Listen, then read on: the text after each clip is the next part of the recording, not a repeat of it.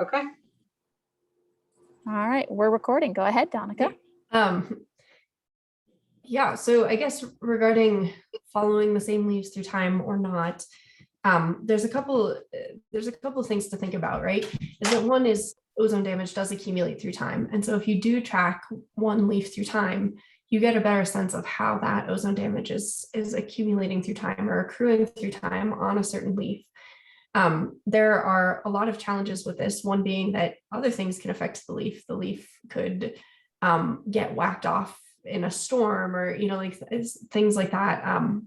If it gets hail damage or ozone also causes leaves to senesce earlier. And so you might not get the full season, so there are a bunch of challenges, but the biggest one with our data collection in particular is the fact that people are coming to the gardens. It's going to be hard for them to locate specific leaves to check the ozone damage on. And so that's part of the reason why we just have 10 leaves being sampled, or we request 10 leaves, because that will give us a picture of what's happening at the whole plant scale. One thing that, somebody asked me in the past, how do you randomly sample leaves on plants? And that's another hard question, but the way that I've tried to do it is thinking about 3 from the top like third of the plant, 3 from the middle third, 3 from the bottom third, and then 1 from one of those categories. And so you do get a sampling throughout the plant. A lot of times the newer leaves will not have as much ozone damage. Plants do stop putting on new leaves at a certain point though, so you might start to get more damage. But in general, if we have a large enough data sample size, we'll get a sense for how much of the plant is seeing ozone damage. We can also start to understand a threshold response, like when is ozone damage starting, by when we start seeing the ozone damage. And so how much ozone exposure do plants need before they start to have visible signs of damage? What is that threshold, and then how quickly does the damage progress throughout the plant and throughout all the leaves? So those are different ways of thinking about it. If you that was actually helpful, because I'm sorry if I somehow missed the guidance there, but it's I didn't know if I was supposed to count like 10 straight in a row from the bottom, like the oldest leaves, or 10 from the newest. So saying to just do it as randomly as possible is helpful. Yeah, and I did try to, I mean, if it's not clear, we can see if we can make it. If you have suggestions for how to make that clear on the website, please let me know, because I tried to say randomly sampled, but it's, without being too super wordy, right? It's hard to convey some of that. And so that's kind of how I've been thinking about it, and that, may or may not help. But it's true, like when I was doing my own personal research, I actually tagged leaves. I tied like little pieces of string loosely around the leaves, and I would come back to those same leaves through time. And so that's one way of, tracking the same leaf through time because of damage. And I feel like I've seen it in published scientific literature. Sometimes people always sample the top leaves of the plant, so you're not going to see as much ozone damage there. Sometimes people follow the same leaves through time, but I feel like what is more common is that people just go in and like sample leaves, and then, I've seen in collating a whole lot of different data. That was one of my research projects, was to take all these different data points and say, here's what happens to photosynthesis in the plant. But sometimes you see like almost an increase just because people don't follow the same leaves through time, and that can give us erroneous results. But we're trying to, knowing that we are not following the same leaves through time, we're trying to sort of adjust our analysis to account for that, so that is like one of the aspects of sampling that we are accounting for when we do the analysis and try and understand these things. Okay. Right. Yeah. I mean, I think the only other point that is a little challenging for me is that like estimating the amount of damage when it's not like it's, whatever it is. One of them might be like 7 to 25%. It's not like it's all clustered on that in a quarter of the leaf, Yeah, totally. It's it's another challenge, and it's part of the reason why we tried to add some of the images as guideposts for those categories. Yeah. We are fully aware that categorical data collection has its own set of problems and that people might classify things differently. And so this brings up another point, which is why we find it helpful if garden managers are willing to log in and collect data from time to time for us, because that gives us a baseline of one person through time and how they're identifying the damage. And we know that that might even vary by person from day to day or week to week, but one person collecting data through time is likely to be more consistent than two different people, for example. And so if we have that as a baseline, then we know that here's like one of the same samples through time. And so then all the other points that are coming in from different groups or people who are coming in outside of the network as true community members collecting the data, that it allows us in the Bayesian statistics that Dora Hammerling, our collaborator, has been using. We'll use that information as a prior assumption to help guide the statistical analysis. So that's also helpful. Great.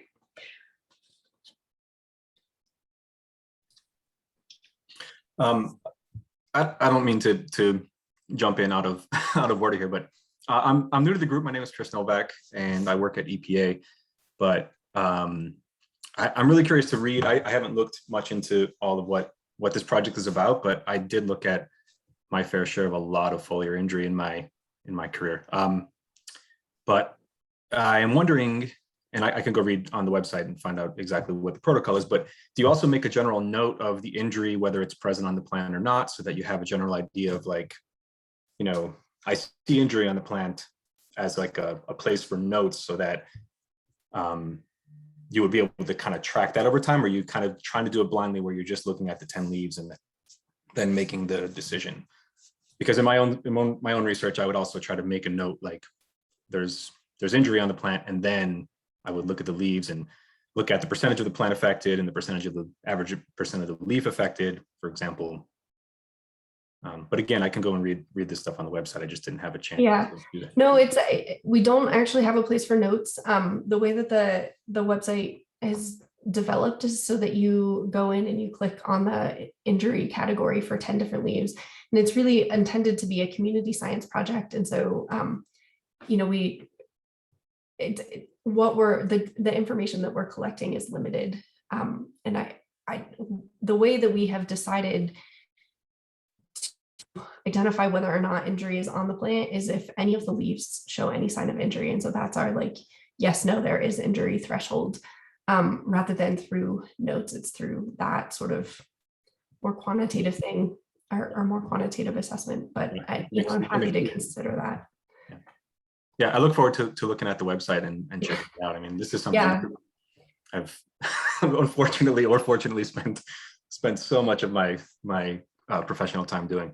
Well, that's great. It's really nice to have somebody else who is very familiar with ozone injury symptoms and can help to identify what may or may not be. You know, one of my goals for the website ultimately, which is down the line, is to also highlight what other types of symptoms are common on the plants that we include in the bioindicator gardens, so that people can more easily identify what might be another type of disease or damage that is not ozone damage. I haven't had the time personally to put together that list of disease, and I'm not a disease or insect person, so it's something that I need a little bit of help with.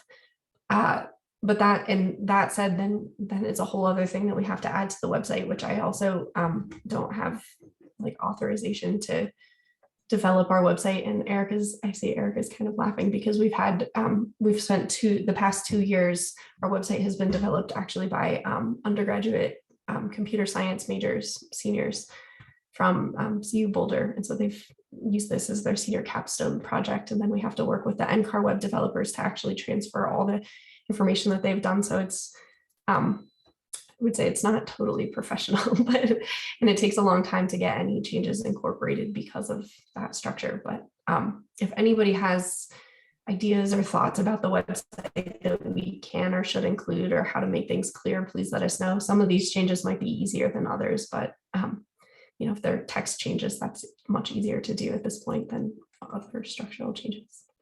But yeah, thanks for popping on, Chris, and we're excited to have you as part of the network group. Yeah, it's super excited. I'm super excited to be on this. It's like I said, it's something that I worked a lot on, and now I see that there's a group actually focusing on it, which is really great. And yeah, so I'm happy to look it over. If I have any feedback, I'll be happy to share. Yes, please. It goes for the other people who are using the website as well. Changes that you would like to see us make, please let us know. All right, so kind of the rest of our goal for today is doing some ShareFair stuff. I've got some images in our Google Drive that folks have uploaded, so I can do a little quick share, and if anybody's on from that group and wants to talk about it, that would be great. Otherwise, we can kind of look at them and see what we're observing. This might help with some folks thinking about whether or not they're seeing ozone, getting some of that down a little bit. So I'll share screen here. Share that and see if we can get that nice and big. So these look to be from MSU in Denver. If anybody wants to speak up. Everybody see those? I can see that. I don't see our MSU Denver colleagues in the participant list, so they might not be here. But it's hard to take pictures of ozone damage in the angle of these leaves. Yeah, it does look like there's some ozone damage there on this. This is a snap bean leaf. Those brown spots, you can see that it's not crossing the leaf veins. So this is good signs of earlier damage to the snap bean leaves. And then it does look like we've got some other injury going on over here as well. Yeah, that's a different, where you're pointing at is more likely insect damage on the leaves. So let's see what else we've got. Just a nice overview image. Mm-hmm. Nice growing milkweed. Although it looks like The milkweed, the snap beans, and the coneflowers I see in there. mm-hmm. Yeah, it does look like there's some damage on you can see just the way that this picture is lighted, you can really see the veins popping out of the green space.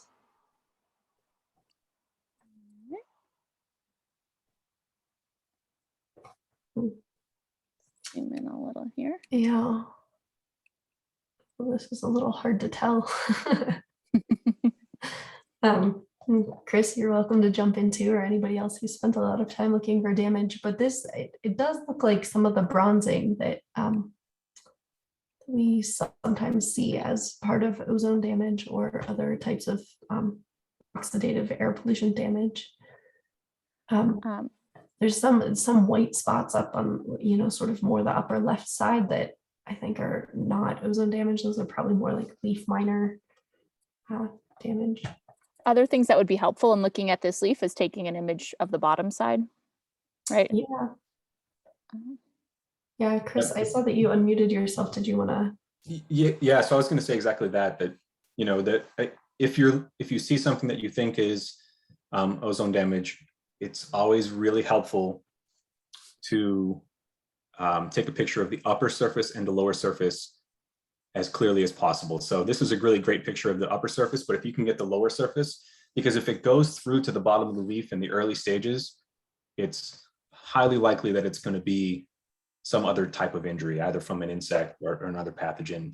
But I would be really curious, for example, on this leaf, if this is a series of leaves, if that progresses and what it looks like when it progresses. And yeah, to me, that would be like early onset injury. If I was in a controlled experiment, I would then be, kind of watching it to see what happens. So you may not have that luxury or to do that on this particular leaf, but I would say keep watching it and get a picture of the underside if you possibly can.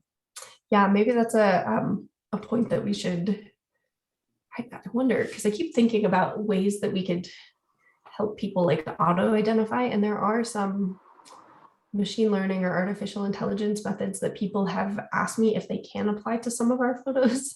But I wonder if maybe we would have to ask people for top and bottom surfaces of the leaves. That could be one way to help identify the ozone damage, whether it's ozone damage or not, because that's one of the problems that I think we will run into with some of the machine learning algorithms, is the fact that it's hard to distinguish from other types of damage. And so that's one way. So maybe we can start a project where we get top and bottom surface of the leaves.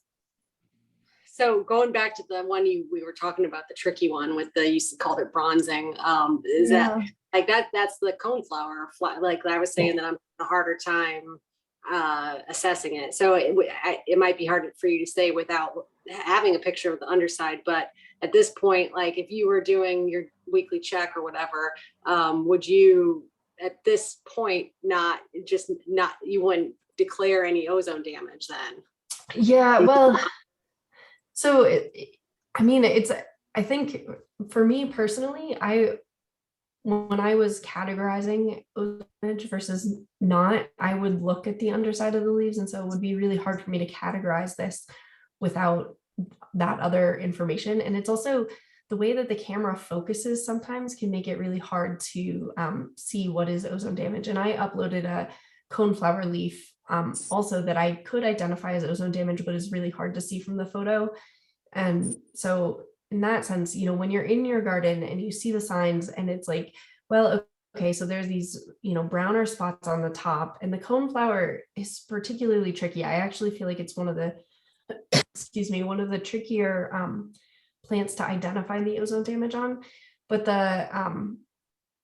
it can be like more bronze color, or it can be darker stippling. And we found, or other people have found actually, that in Shenandoah National Park, the population of coneflowers there tend to have more of the bronzing, and in Rocky Mountain National Park, they tend to have more of the black spots.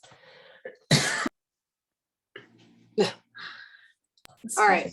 Well, thank you. That makes me feel better that it's one of the trickier plants to identify. All right. So Donica, if you didn't see any injury on the bottom, would you be relatively confident?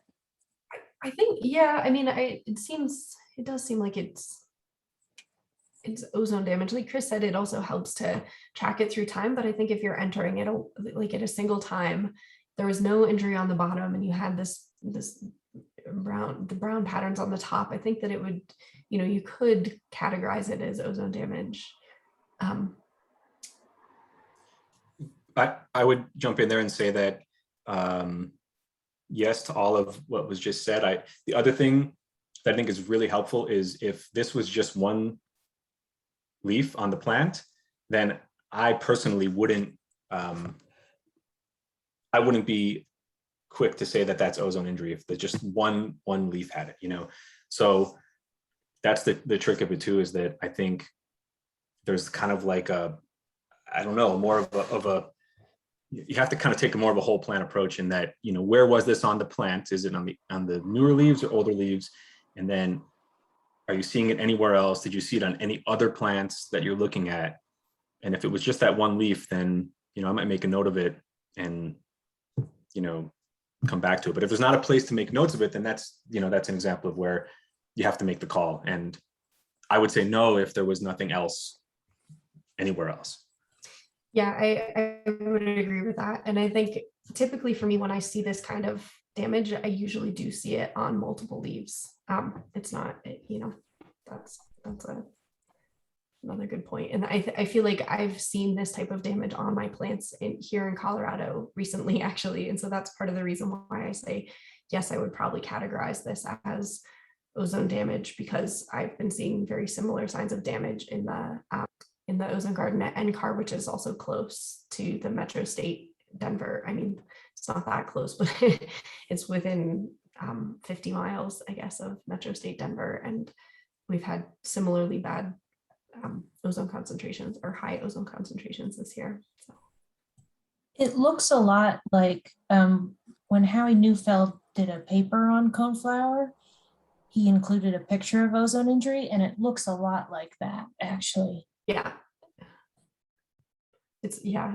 And again, this too, it's really hard to photograph ozone injury too. But yeah, that's these are all great points. Yeah, this is Barbara. I have a question about when you have the different plants in the same garden, would you tend to see, for the sensitive plants, would you tend to see ozone damage in all of them at the same time?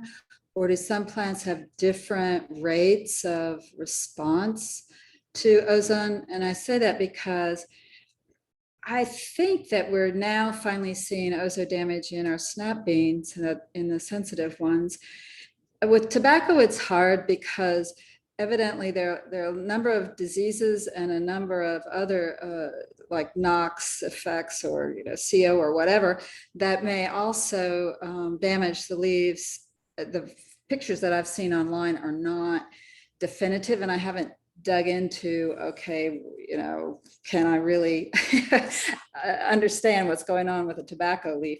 And the potato, it doesn't seem to be showing, well, it has some tiny white spots, but not the brown color that I see in the snap bean. So I'm wondering about that. And also we have in our county one station that measures ground level ozone, NOx, and CO.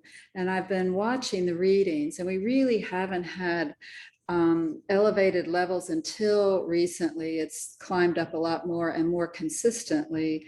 And so I'm wondering how, but it's more than probably a mile away from the garden.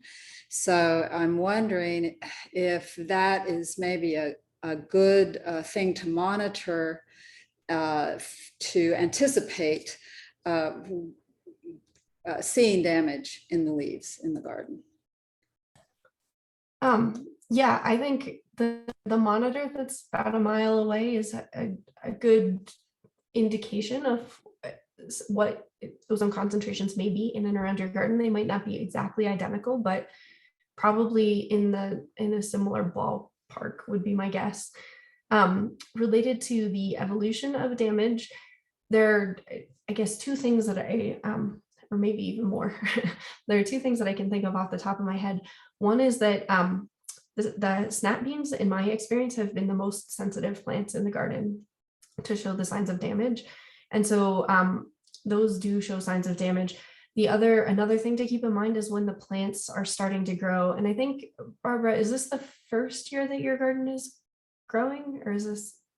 Yes, it's the first year, and we've had, I neglected to say that we've had other sort of issues like the soil chemistry. We had some drainage issue at first. And that's mainly it. And also, well, the way we planted the sensitive and tolerant plants, I don't know if the amount of sun, the sensitive plants probably get at least a half hour more sun a day. I don't know how much difference that would make, but it made me think that maybe I want to plant the plants in a different arrangement next year so that they get the same amount of sun across the row, the sensitive and the tolerant Yeah, ones. so I think based on what you're saying, the environmental variables, those will impact plant sensitivity to ozone. So, how much water they're getting, if particularly plants are drought stressed, they're not going to exhibit as many signs of ozone damage.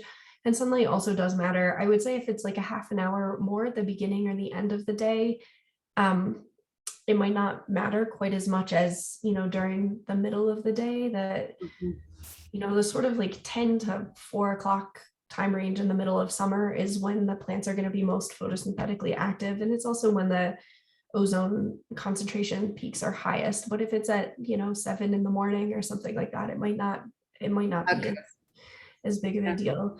But part of the reason why I asked about your garden is because some of these plants, it will regrow year after year. So the perennial plants like the milkweed and the coneflower.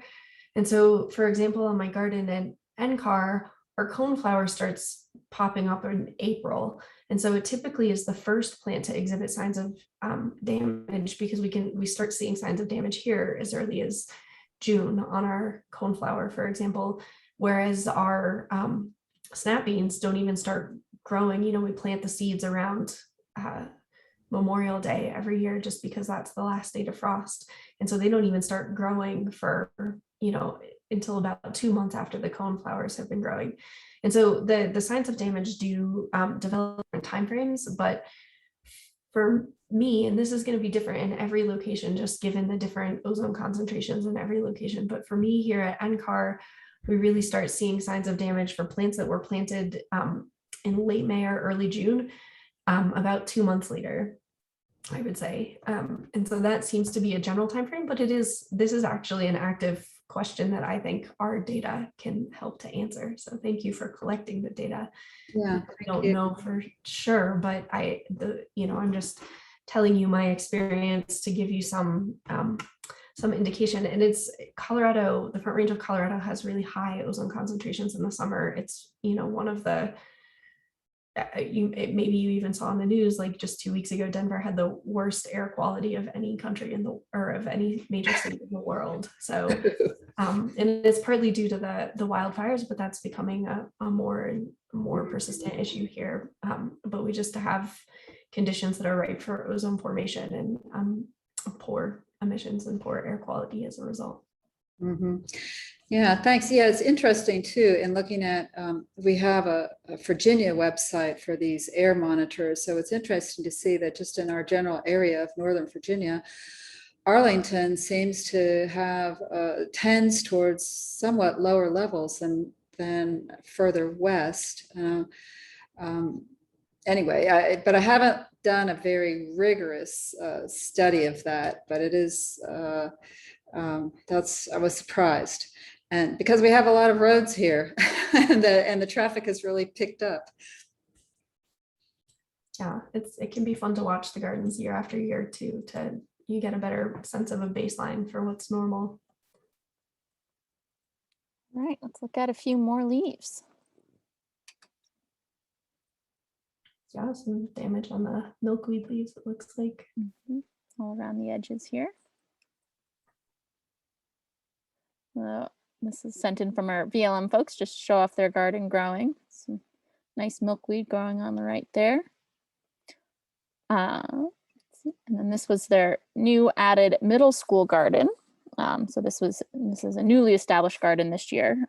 They'll be hopefully adding more gardens to the network around the region there in Virginia. And this is an interesting one, Donica. And I didn't get to have a full conversation with our VLM friends. They seem to think that this is the tolerant leaf. Yeah, I haven't seen the tolerant snap beans get that much damage. They can get ozone damage. So they have really high ozone concentrations. They're just like exposed to super high. I don't know. I don't know. But it does show the classic symptoms of ozone damage with the veins of the leaves sticking out and popping out. And, you know, this is starting to get into more severe damage where a lot of the leaf is covered and it's starting to turn yellow underneath. And you can see the green new leaves underneath of, you know, new growth that don't have the same symptoms of damage. I would say the leaf on the left of the three that look damaged, it does look to have some ozone damage, but there are also these larger brown spots that to me don't look like ozone damage. I don't know if you see what I'm talking about, Erica. Yeah, right in there. Those don't look to be ozone damage to me, those two spots. They did mention that there had some other issues with their plants this year as well. Some bacteria and some insects, all sorts of fun. All right, and I think, are these new NCAR photos, Donica? Yeah, these are, I was just at that NCAR garden yesterday. And yeah, this is, you can't tell really that there are some signs of see, the resolution doesn't look great. There were some signs of ozone damage, yeah, on the leaf. Mhm. But again, it just was so hard to take pictures of the ozone damage. The lighting was really hard for me. That is hard to see, but that is some good classic, very fine stipple starting on the leaves that you might miss, but that's like what you want to see. As a starting point, yeah.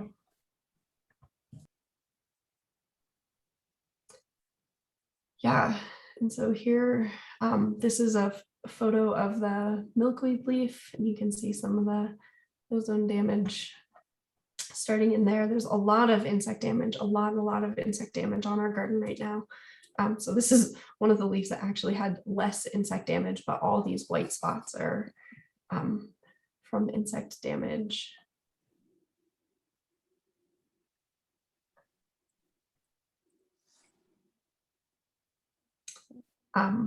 Some potato leaves, again, with a lot of insect damage. And I'm not, these actually, it's really hard for me to discern. Some of this looks like it could be, I'm trying to remember what the other, there's another potato disease that I'm totally blanking on the name of.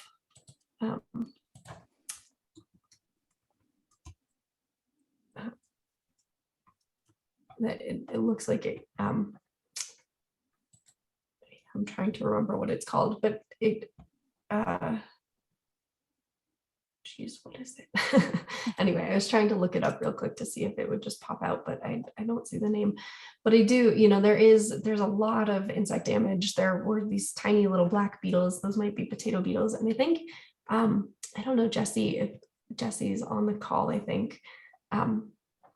Jesse, if you have any insight on what the potato beetles are called or what they do, or any of the other diseases on potato, but a lot of the damage is, you know, just from insect damage. I believe that this is Jennifer. I believe it's called alternaria. But Yes, that's what we call there you it go. here in Ohio. Yep, that's what I was called. It's a blight. Yep, alternaria. Yeah, Jesse. This is Sharon. Also in Colorado, the little black beetles are probably flea beetles, and they do a lot of damage. Yeah, all right. All sorts of fun things we're learning today.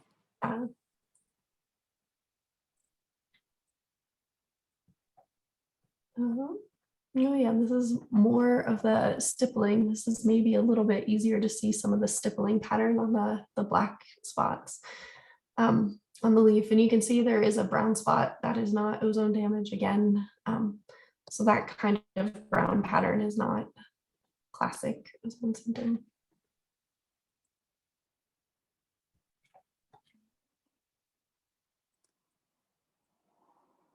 Are these all still new ones, or were these some of the ones from last These, time? I think some of these might have been from last time as well, but yeah, these are sort of more signs of stippling. Okay, so I think that's it for the new ones, although I'll do a refresh in case anybody's added photos as we've been talking. And stop the share there because we also have a few that were emailed to me, and I'm also, in case anybody wants to add, actually, let me see.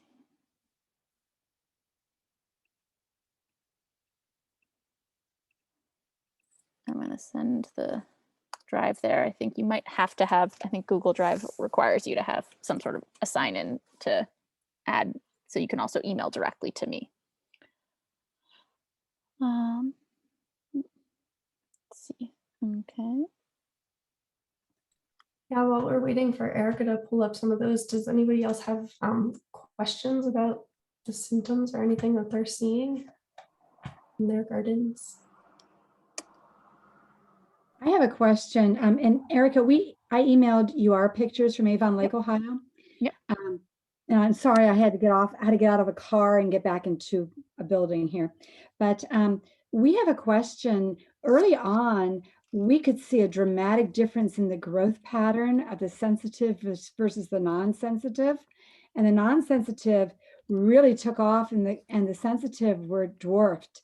Is that typical of ozone exposure? I would say if you're not seeing the visible signs of damage, I'm not positive that that is typical signs of ozone exposure. Ozone it can change growth, and it does change growth. But in my experience growing both of those two cultivars, it's not like a huge noticeable impact. Like you'll notice it more on the weight of the bean pods, for example, or you might notice it a little bit in the height, but they're not, at least in my experience, they're not like visibly noticeably very different, especially without signs of foliage on the leaves. Well, this is a newer leaf, and when you go down to the next one, Erica, that's an older plant. Mm-hmm. And unfortunately, the wind was blowing, and so I'm sorry it's waving at you. Hard to take these pictures, but yeah, it does look like ozone damage just based on, like even though it's a little bit blurry, you can still see, that there are these green leaf veins and then there are brown patches. And on the, especially the sensitive cultivars of the snap bean, the brown, oftentimes you'll start to see the brown, and then underneath those brown patches will start to turn yellow, and the brown patches will start to merge together. There's multiple leaves on the same plants, it's the same type. Yeah. Mhm. I have found on our snap beans a little bit of a visual difference but ours we tend to get pretty decent injury on the sensitive ones, and I wouldn't say like drastically different sizes, but you have been able to go, oh yeah, that's from a distance, been able to see a little bit of a difference in their size and kind of how much they're producing. Definitely in the bean pods. I guess maybe I should have asked for clarification before I was talking about that, or before I answered your question, Jennifer. I took what you were saying is that the ozone sensitive plants just never really grew, but that was early on in the season. Are you talking about early on? We had seeds that did not germinate, but the second set of seeds, when they grew, they're stunted. And you're right, the beans are smaller than the beans on the non-sensitive plants. The beans on non-sensitive plants are huge. Yeah. And this is Barbara, and I agree. I concur with that. That's my observation as well in our garden.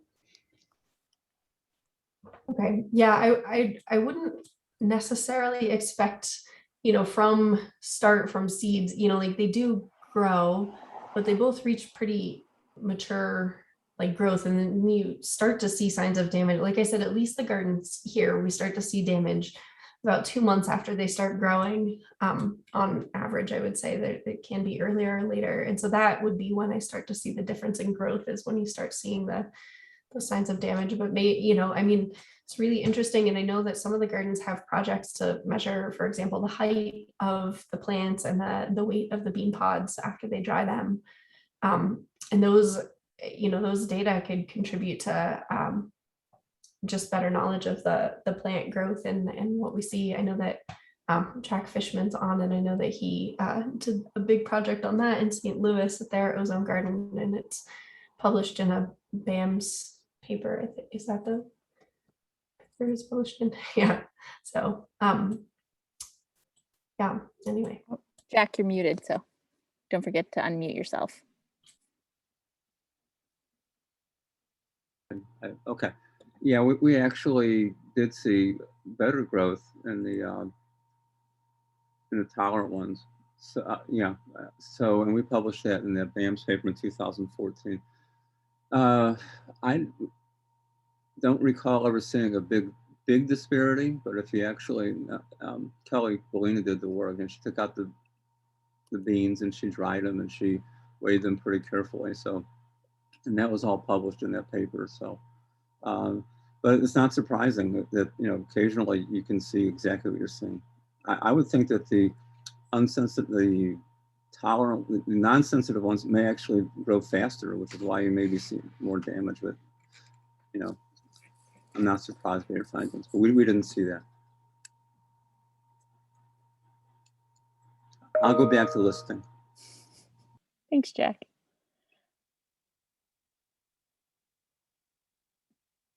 Very flourishing snap beans.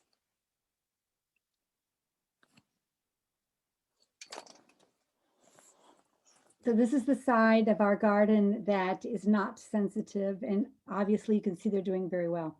It's always the fun part, right? You have Right. like the beautiful side of tolerant, and then the sensitive side where it gets a little sad. All right. And then it looks like we've got a few more added to this folder. So we'll do another share back.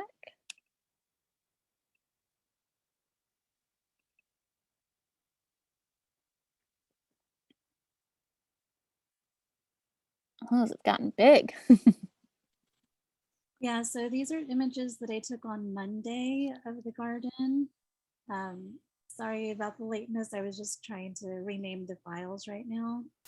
And like Barbara had mentioned, we're seeing some damage on tobacco leaves. And I do have some pictures that I still need to upload, but we don't think it's, that it's ozone damage. I guess I could upload those too, just to show y'all. In here. Yeah, that sort of stuff. Yeah, it doesn't, it's hard to see. Yeah, it's a little hard to see, but I would agree that it doesn't quite look like ozone damage. Okay. I don't know if others have thoughts on that. I will say the tobacco can show a little differently. Years ago, when John Skelly was part of our group, his descriptions of it could be could appear differently than, you know, your standard kind of stippling it. It's harder to identify, at least for me. Got some snap beans. And the rest of the photos, sorry, there's like something going on outside, but the rest of the photos that I put in, I think are the snap beans.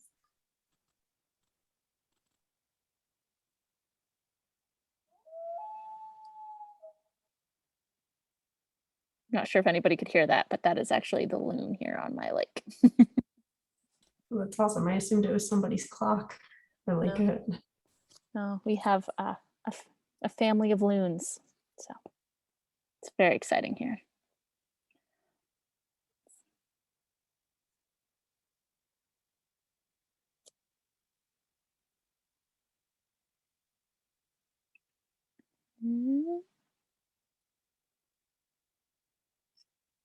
Don't know if we have any commentary on these snap beans. Yeah, looks like ozone damage. It does look like there might be some other kinds of damage on some of the healthier, at least the leaf on the right. Yeah, and some of that same pattern on the right is on some of the tolerant leaves, I believe. But in general, there's no brown, there are no brown spots, or very few brown spots on the tolerant leaves. Yeah.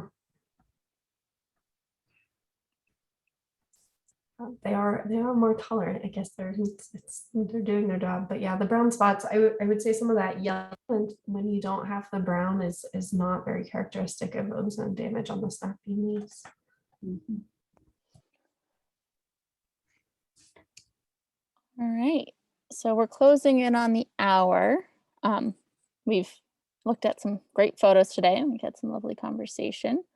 I don't know if anybody had any other kind of questions, things they'd like to bring up to the group, anything they'd like for us to make sure we include in the next monthly meeting.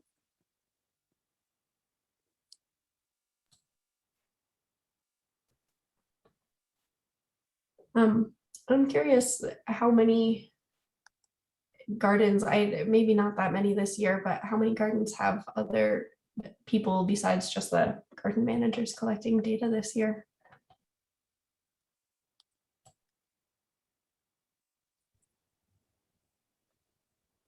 I tried to High recruit. school. Oh, sorry.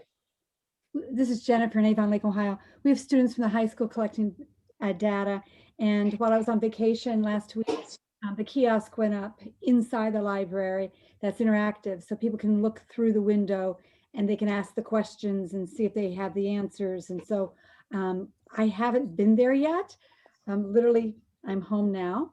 So I will be going there today to take photographs and try to collect some of the background data. Fantastic. And I was just going to say at the Science Center, you know, I've been working with educators. We've had a little turnover, but just making sure at least one educator is also involved because they're more likely to be the ones engaging guests on the subject. And I mean, I feel like there's no reason we couldn't be, you know, bringing guests in to do it. We should have a conversation about that. So. Yeah. And the great thing is now if guests wanted, they have a smartphone, they can do it right on their own as well. So can save you from that close contact interaction as well. Yeah, I think right at this point, we're just building confidence ourselves so that we can feel like we're informing them of what to observe. Now, I guess I will ask a couple of quick questions about on the original images you showed, there were 2 back to back. Are you able to easily pull those up again? Yeah.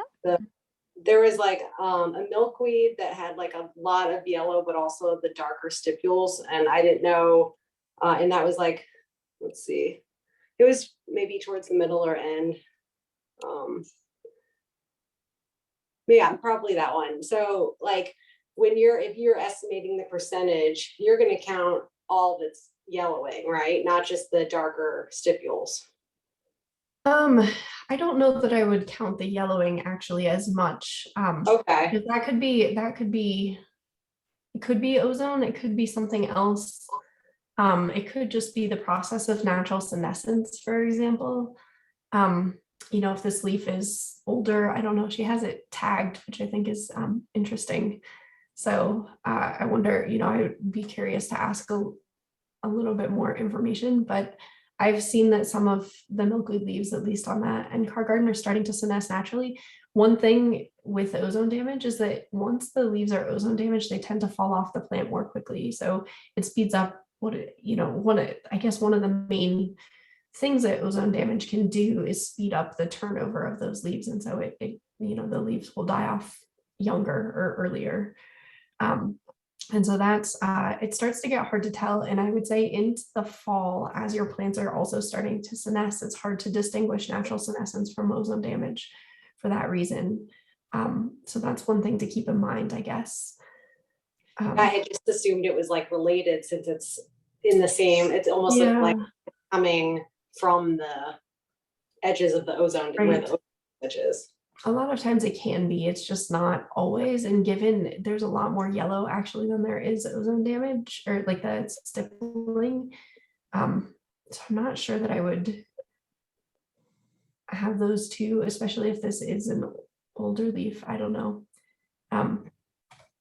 So do others have experience with the damage? Want to comment additionally? Yeah, Chris, what do you say? Yeah, so I would not count the chlorosis as the yellowing as an ozone injury in that case, because it's not interspersed with the stippling, kind of as Danica said. And a way to think of the chlorosis is that is either accelerated or caused. It's like a secondary response after you see the stippling. So it's like the ozone is causing the stippling, and the stippling is causing the plant somewhat to react and have chlorosis. So it's kind of, it's not a specific ozone response in this case, most likely. So to not confuse things, I would say you wouldn't count it. Going back to for example, going back to the that tobacco, John Skelly, he was my advisor, right? May he rest in peace. He also looked at a lot of stipple. The chlorotic like modeling or not modeling, chlorotic flecking, maybe. It almost looks like necrosis, but it's yellow or white. That is something that could be ozone. It is hard to tell, but that is something that in certain species, I think even in potato they saw stuff like that, and in tobacco. I don't have much experience in the crops like that, but I do remember him talking about that a lot. And it doesn't make it any easier, but it's possible that you can have that more acute type of chlorotic spotting, I guess you can say. May I ask you, Chris, then, this is Barbara.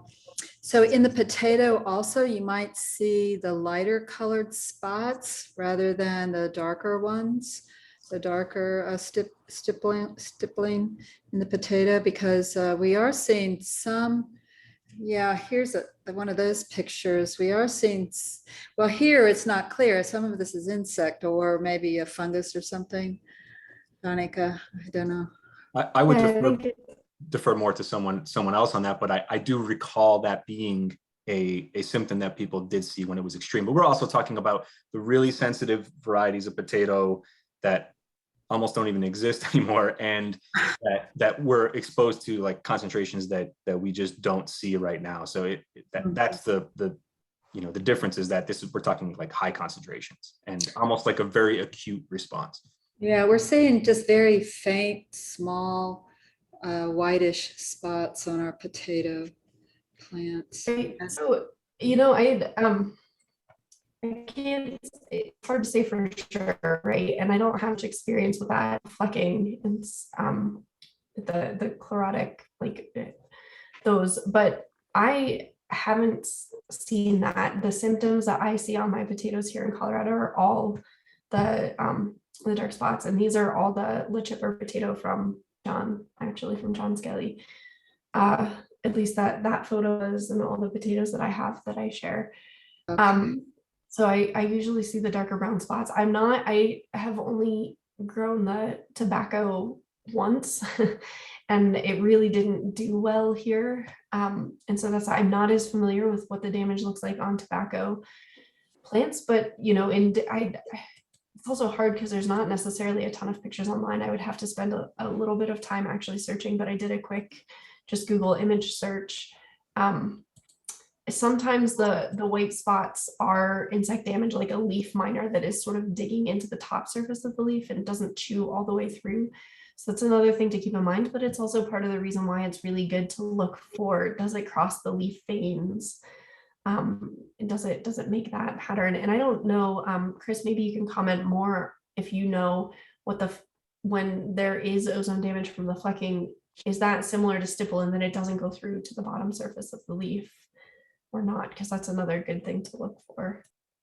I don't honestly have a lot of experience with it, because I was doing mostly trees, looking at mostly trees and shrubs.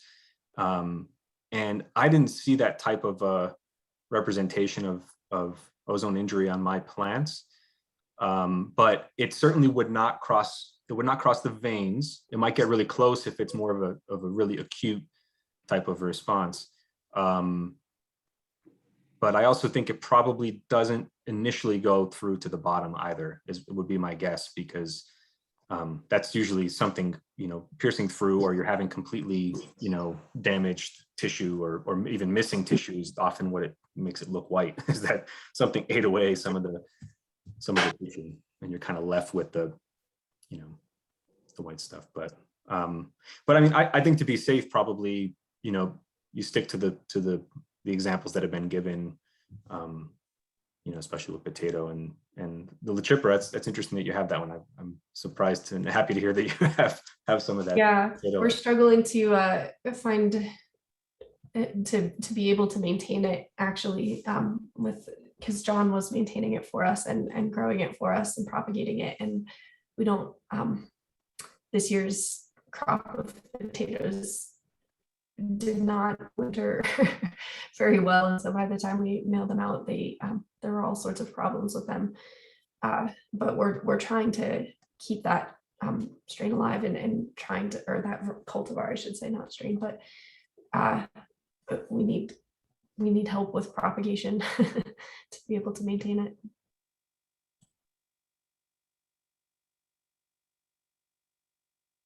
So we're closing in on 4 now.